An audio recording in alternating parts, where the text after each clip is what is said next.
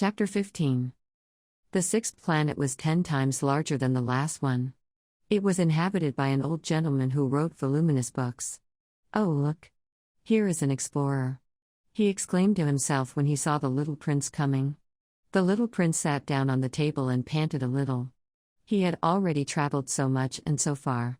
"Where do you come from?" the old gentleman said to him. "What is that big book?" said the little prince. "What are you doing?" "I am a geographer," the old gentleman said to him. "What is a geographer?" asked the little prince. "A geographer is a scholar who knows the location of all the seas, rivers, towns, mountains, and deserts." "That is very interesting," said the little prince. "Here at last is a man who has a real profession." And he cast a look around him at the planet of the geographer. It was the most magnificent and stately planet that he had ever seen. "Your planet is very beautiful," he said. "Has it any oceans?" "I couldn't tell you," said the geographer. "Ah." The little prince was disappointed. "Has it any mountains?" "I couldn't tell you," said the geographer. "And towns and rivers and deserts?" "I couldn't tell you that, either." "But you are a geographer." "Exactly," the geographer said. "But I am not an explorer.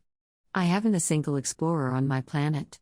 It is not the geographer who goes out to count the towns, the rivers, the mountains, the seas, the oceans, and the deserts. The geographer is much too important to go loafing about. He does not leave his desk.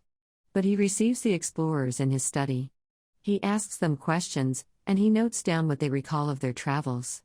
And if the recollections of any one among them seem interesting to him, the geographer orders an inquiry into that explorer's moral character. Why is that? Because an explorer who told lies would bring disaster on the books of the geographer. So would an explorer who drank too much. Why is that? Asked the little prince. Because intoxicated men see devil. Then the geographer would note down 2 mountains in a place where there was only one. "I know someone," said the little prince, "who would make a bad explorer." "That is possible." Then, when the moral character of the explorer is shown to be good, an inquiry is ordered into his discovery. One goes to see it? No. That would be too complicated. But one requires the explorer to furnish proofs. For example, if the discovery in question is that of a large mountain, one requires that large stones be brought back from it. The geographer was suddenly stirred to excitement. "But you come from far away. You are an explorer. You shall describe your planet to me." And, having opened his big register, the geographer sharpened his pencil. The recitals of explorers are put down first in pencil. One waits until the explorer has furnished proofs, before putting them down in ink. "Well?" said the geographer expectantly. "Oh, where I live," said the little prince, "it is not very interesting. It is also small. I have 3 volcanoes. 2 volcanoes are active and the other is extinct. But one never knows." "One never knows," said the geographer. "I have also a flower." "We do not record flowers," said the geographer. "Why is that?" "The flower is the most beautiful thing on my planet." "We do not record them," said the geographer, "because they are ephemeral." "What does that mean ephemeral?" "Geographies," said the geographer, "are the books which, of all books, are most concerned with matters of consequence. They never become old-fashioned. It is very rarely that a mountain changes its position. It is very rarely that an ocean empties itself of its waters. We write of eternal things. But extinct volcanoes may come to life again," the little prince interrupted. "What does that mean ephemeral?" "Whether volcanoes are extinct or alive, it comes to the same thing for us," said the geographer.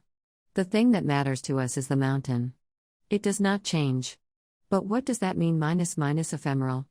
repeated the little prince, who never in his life had let go of a question, once he had asked it. "It means, which is in danger of speedy disappearance."